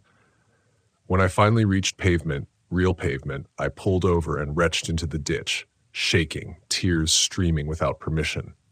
I slept that night in a Walmart parking lot under harsh fluorescent lights, surrounded by strangers and security cameras and the blessed noise of civilization. The smell was gone. The hum was gone. But sleep didn't come easily. In the morning, I found something wedged behind the driver's seat, a strip of wood, pale and freshly carved. Stay seen. I threw it away at the first trash can I saw, watched it disappear beneath coffee cups and fast food wrappers, told myself that was the end of it. But even now, back home, months later, there are nights when the house settles and the silence feels too attentive. Nights when I swear I hear a hum beneath the ordinary sounds of the world. Appalachia taught me something I won't forget. Some places don't want you alone, and some things learn you faster than you learn them. I sold the Volkswagen 3 weeks later. I didn't put much thought into it at the time. I told people it was maintenance costs, age, the desire to simplify, all true in a way that didn't matter. The real reason was that I couldn't sit in the driver's seat without feeling watched, not imagined watched, measured, like something had learned the exact dimensions of my life and was waiting to see if I'd slip back into them. The man who bought it was cheerful, mid-50s, retired early. He talked about taking it down to Florida, beach camping, easy roads. When he drove away, I stood in my driveway longer than necessary, listening to the engine fade. Relief came first, then something like guilt, as if I'd passed along a debt without explaining the terms. Weeks passed. Normal life resumed in the way it always does, imperfectly but insistently. Work, groceries, sleep that came in fits but came all the same. I stopped jumping at every sound. I stopped checking locks twice. The rational part of me began stitching together explanations, coincidence, stress, sleep deprivation. The mind is excellent at building shelters out of denial. Then the email arrived. It came from an address I didn't recognize, subject line blank. No greeting, just a photo attached. It took a moment to understand what I was looking at. A clearing, a creek, stone pillars half swallowed by moss. The photo was taken at dusk, light draining from the sky, shadows pooling between trees. In the foreground, barely visible if you didn't know to look, was the rear corner of a white Volkswagen camper van. My phone buzzed as the email refreshed, a second message arriving before I could breathe. "Beautiful spot," it read. "You were right. I didn't reply. I couldn't. My hands had gone numb, a cold spreading up my arms like I'd touched something live on a winter morning. I deleted the emails, emptied the trash, powered down my computer. Told myself that coincidence was still a possibility, that photos can be stolen, that maps exist. That night, the hum returned. Not loud, not constant, just present enough to make sleep impossible. It threaded through the house's familiar sounds, refrigerator cycling, pipes ticking, distant traffic, and bent them subtly until they felt like accomplices. At 2:17 a.m., there was a knock at my front door. I didn't answer. I didn't move. I sat on the edge of my bed, heart pounding, listening. The knock came again. 2 slow raps, a pause, one more. I thought of the woods, of the footprints circling the van, of how politeness almost got me killed. "Caleb," the voice said, soft and patient. "You home?" The smell came with it, seeping under the doorframe, filling the hallway. Sweet, sour, hot. I backed away from the door, every instinct screaming flight, but there was nowhere to go. I grabbed my phone, fingers fumbling, and dialed 911. The line rang once, twice. The hum swelled, vibrating through the walls, through my teeth. The voice sighed, almost disappointed. "Always trying to be unseen," it said. "That's what gets you lost." The call connected. I spoke fast, words tripping over each other, giving my address, describing the knock, the smell, the voice. The dispatcher's calm was an anchor I clung to with both hands. On the other side of the door, something shifted. Footsteps retreated, not hurried, not frustrated. Confident. By the time the police arrived, the house was quiet, too quiet. They searched the perimeter, took notes, exchanged looks that said stress and imagination without saying either word out loud. One of them suggested a break. Time away, somewhere relaxing. I laughed then, a short, sharp sound that surprised us all. After they left, I sat alone in my living room until dawn, watching light reclaim corners the dark had held all night. When morning finally came, it didn't feel like victory. It felt like permission to breathe, temporarily granted. I didn't go back to Appalachia after that. I didn't need to. The lesson had followed me home. Some places aren't dangerous because they're remote. They're dangerous because they remember. They remember who passes through alone, who ignores the quiet warnings, who mistakes solitude for safety. They press on you, slowly, patiently, until you either listen or disappear into their stories. I learned to camp differently after that.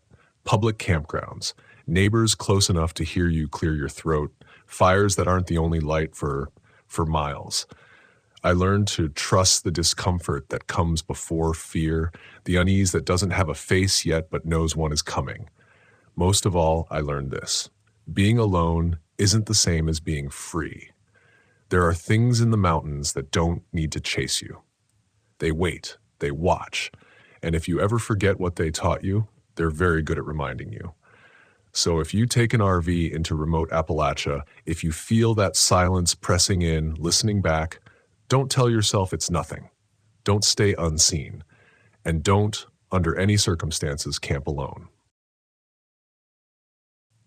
The first thing that unsettled me wasn't the darkness. It was how the forest seemed to be listening back. My name is Caleb Monroe. I was 36 at the time, old enough to trust my experience, and young enough to still believe solitude could fix things that community never did. I'd grown up in western North Carolina, foothills brushing against Appalachia, and for most of my life, the mountains felt like home in the way only something dangerous and familiar can.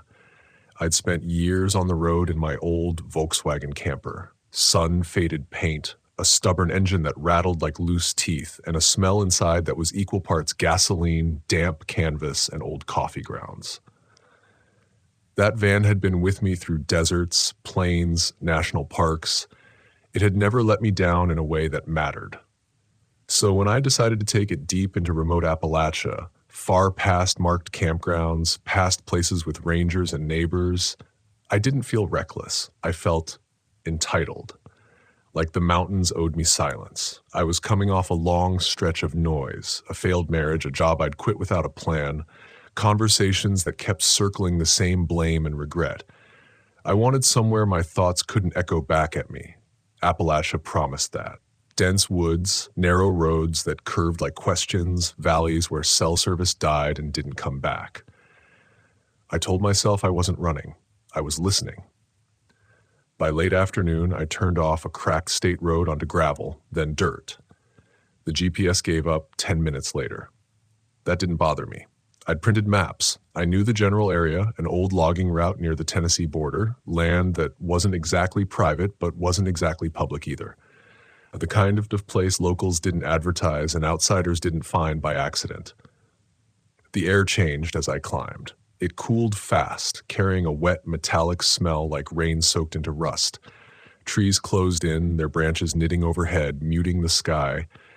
The forest floor was thick with rot and moss, and every time I stopped, the silence pressed against my ears until I could hear my own pulse. That should have been my first warning. Not fear, but pressure. Like the land was leaning in.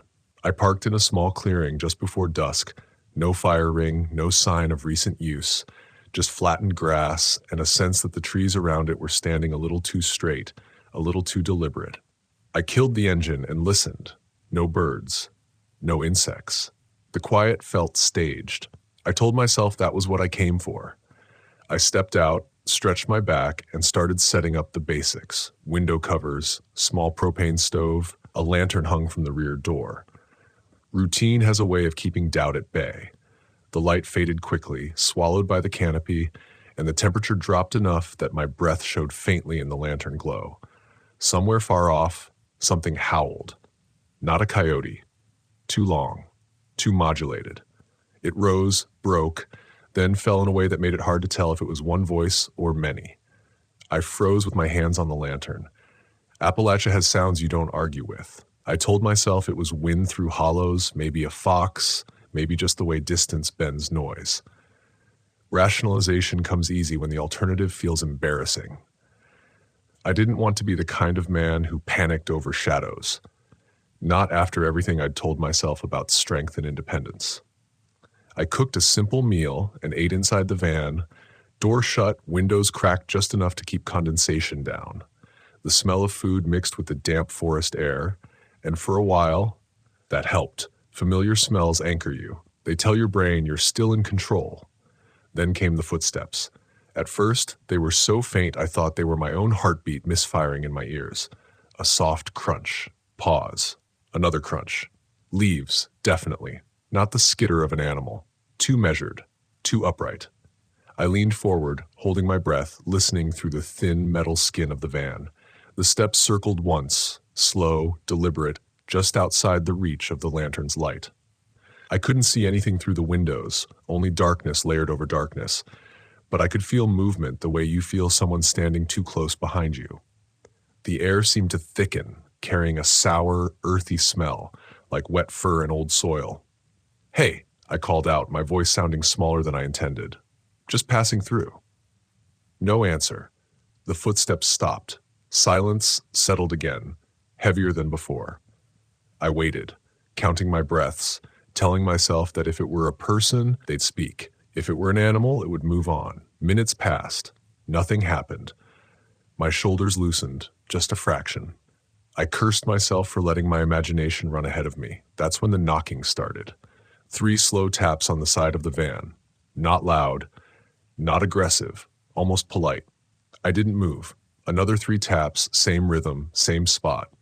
Metal rang softly, a hollow sound that traveled through the frame and into my bones. I stared at the door handle, at the thin lock that suddenly felt like a suggestion rather than a barrier. "Can I help you?" I asked, louder this time. A pause. Then a voice, low and rough, filtered through the metal. "You shouldn't be here alone."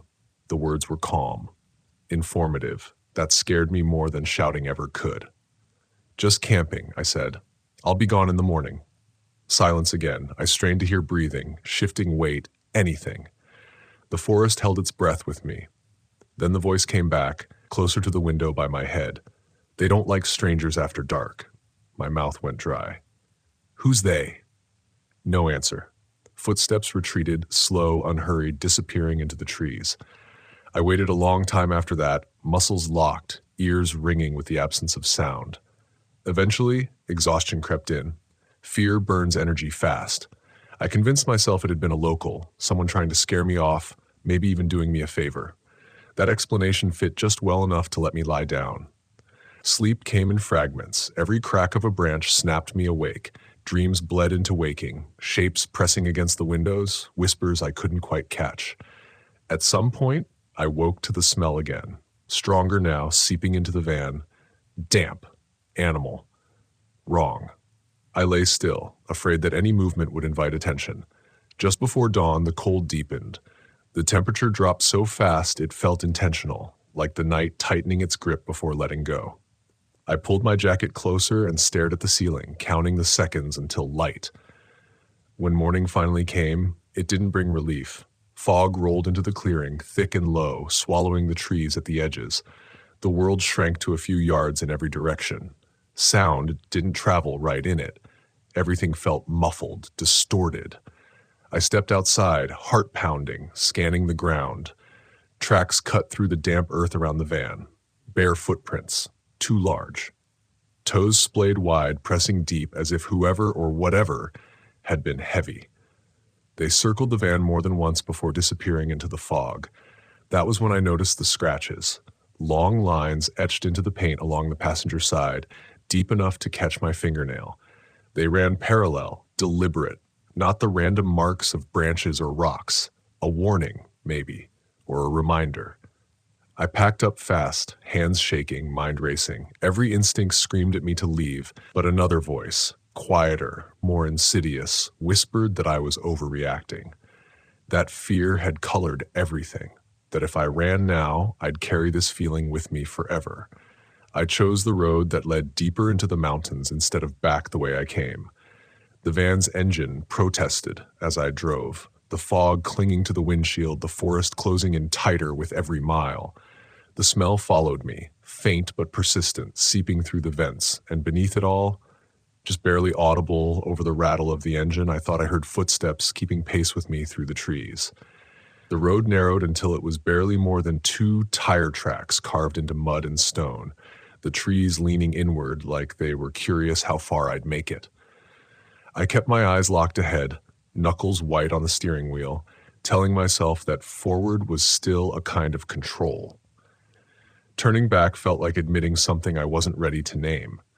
The fog thickened as I climbed, swallowing distance.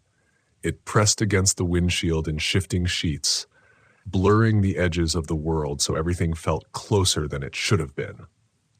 The engine's growl echoed strangely, bouncing off unseen slopes. And every time I eased off the gas, the silence rushed in too fast, too eager.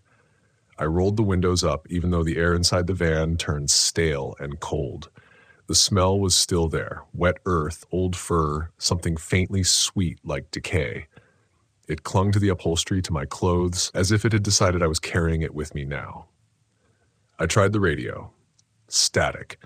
No matter how far I turned the dial, the same low hiss answered back, threaded with faint pops that almost sounded like voices if you listened too long.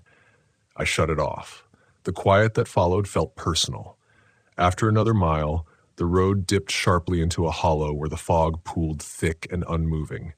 My headlights cut 2 weak tunnels through it, and beyond that, nothing. The temperature dropped again, sudden enough that goosebumps rippled up my arms. I eased the van down, tires slipping slightly on wet leaves, and that's when I saw the figure standing in the road. I hit the brakes hard. The van lurched, engine coughing, and stopped less than 20 feet away. At first glance, it looked like a man, tall, broad-shouldered, wrapped in a dark coat that hung too loose for his frame.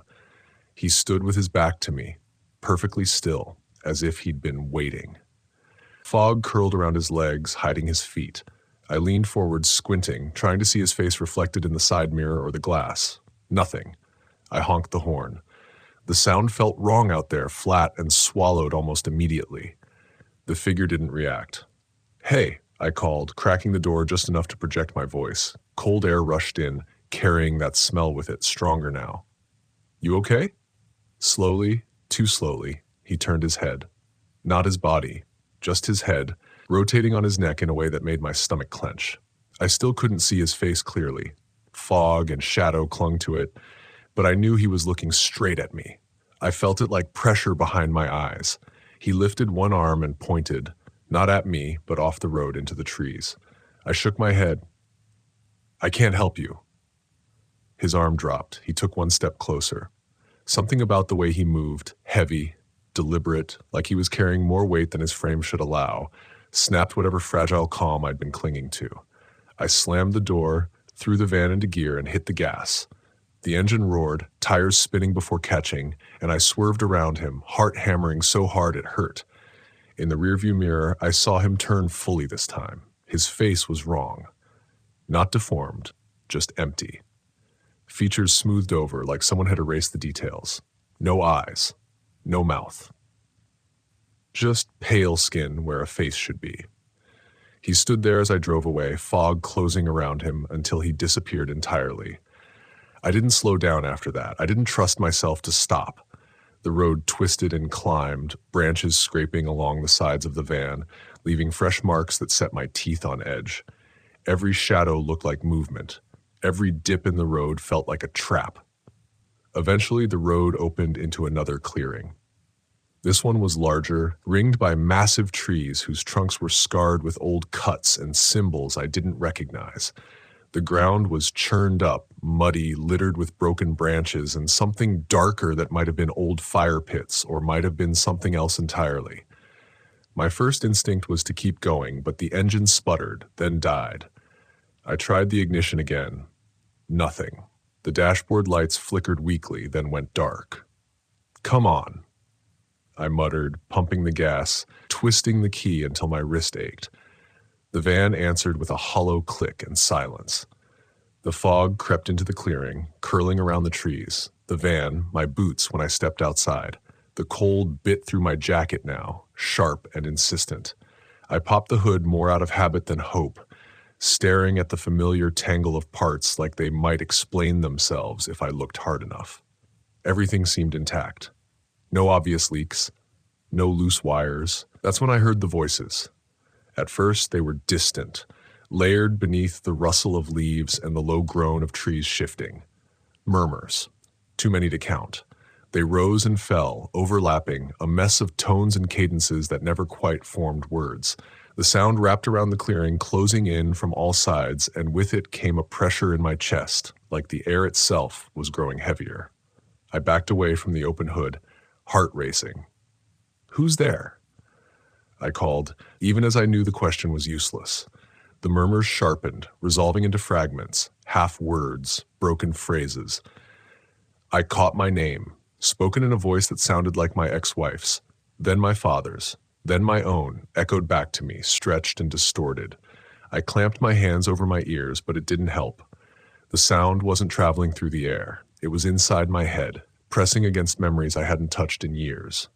Regrets surfaced, raw and vivid. Arguments replayed.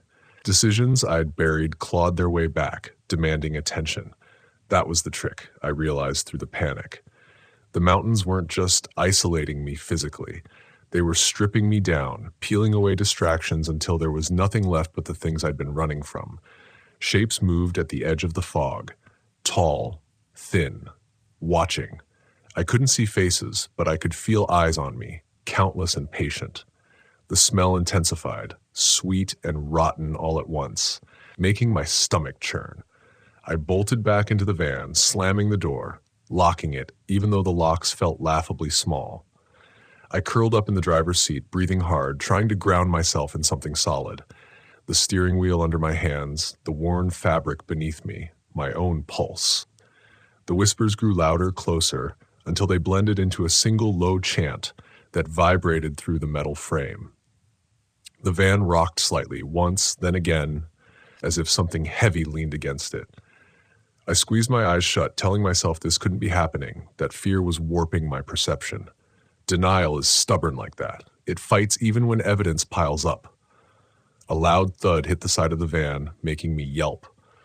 Another followed, closer to the rear. Scraping sounds traced along the panels, nails or claws or something else dragging slowly, savoring the contact. The van shuddered with each touch. "Stop," I whispered, to them or to myself, I wasn't sure.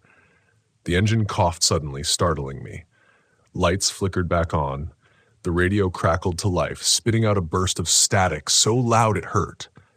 I didn't question it. I didn't wait to see if the chance would vanish. I twisted the key, and this time the engine caught, roaring louder than it ever had before. I slammed it into gear and floored it. The van lurched forward, tires tearing through mud, fishtailing before straightening out.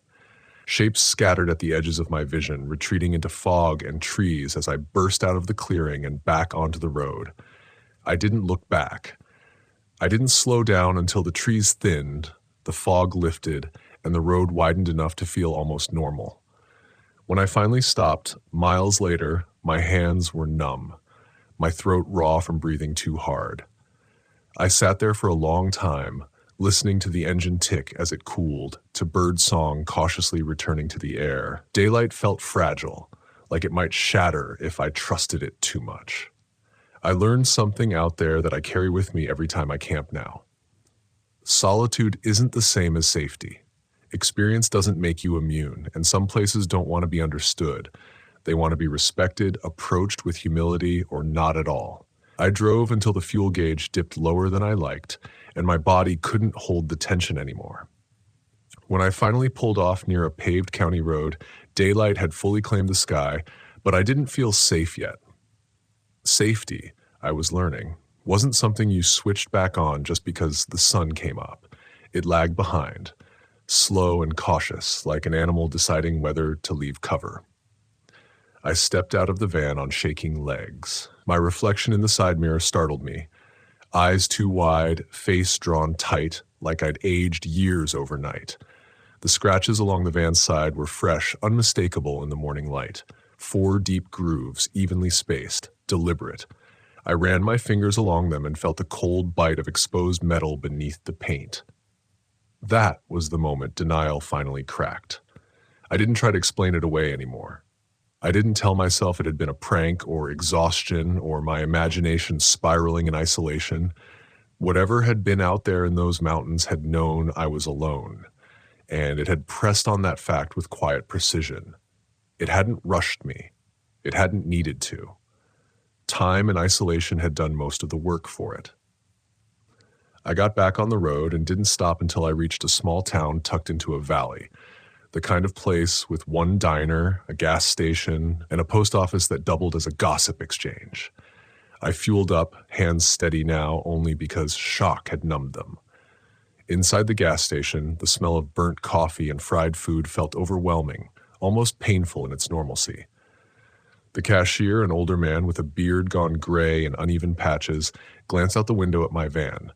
His eyes lingered on the scratches. When he looked back at me, something shifted in his expression. Not surprise, not curiosity, but recognition. "You come down off the ridge?" he asked. I nodded. He didn't ask which one. "Alone?" Another nod. He sighed through his nose, slow and tired. "Ain't smart." I waited for him to say more. He didn't. Silence stretched between us, thick with things unsaid. "There are people up there?" I finally asked. "I mean, locals?" He met my gaze, held it. "There's folks who live near the mountains," he said carefully. "And then there's the mountains themselves." That was all he offered. I didn't push. Some knowledge isn't meant to be expanded on. Some warnings lose their power if you dress them up too much. I left town with a full tank and a heavier understanding. I stuck to main roads after that, camped only in places with names and signs and other people close enough that their presence bled into the background. Still, sleep didn't come easily. Every unfamiliar sound pulled me back to fog and whispers and the sense of being watched by something patient and old. Weeks passed, then months. Life resumed its shape, new job, a smaller apartment, routines that kept my mind busy. But Appalachia didn't fade the way other memories did. It lingered, not as sharp fear, but as a low hum of awareness beneath everything else. I went back once against my better judgment, not deep, not alone. A well-known campground this time, paved sites and posted rules, families grilling dinner, kids riding bikes in lazy circles. The mountains rose in the distance, that blue and hazy, almost gentle-looking in the afternoon light. I told myself I was reclaiming something. That fear only holds power if you let it fence you in. That night, as I sat by a small sanctioned fire, laughter drifting over from neighboring sites, I felt almost foolish for how tightly my shoulders stayed drawn. Almost. Then the temperature dipped. Just a little, enough that I noticed. The fire sputtered, smoke shifting direction without wind. And from far off, so far it might have been imagination, I heard it. That same long, modulated call. It threaded through the trees, rising and falling, too complex for an animal, too wild for a human voice. No one else reacted. Conversations continued. Laughter bubbled up, oblivious. The sound faded, leaving only the crackle of fire and the soft chorus of insects. I didn't sleep much that night. I realized then that the lesson wasn't about never returning. It was about how you return. Alone, I'd gone into those mountains believing solitude made me strong, believing I could carry my past, my grief, my unresolved anger quiet and come out lighter. What I hadn't understood was that solitude also so strips away witnesses. And in places that old, that layered with stories and bones and unspoken rules, being unseen is an invitation. The mountains don't chase. They wait. They listen to the rhythm of your thoughts, the way your fear rises and falls, the moments you second-guess yourself. They press gently, persistently, until you show them where you're weakest. And if you're alone, there's no one to interrupt that conversation. I still camp. I still love the road, the way dawn looks through a windshield streaked with bugs and dust, but I don't camp alone in places that feel like they're watching me back. I don't ignore the first unease anymore, that quiet tightening in the chest that says something isn't right even when nothing obvious is wrong. Fear doesn't always roar. Sometimes it whispers. Sometimes it taps politely on the side of your van in the dark and tells you a truth you don't want to hear. You shouldn't be here alone. And if you're smart, if you're listening, you won't wait for the mountains to explain why.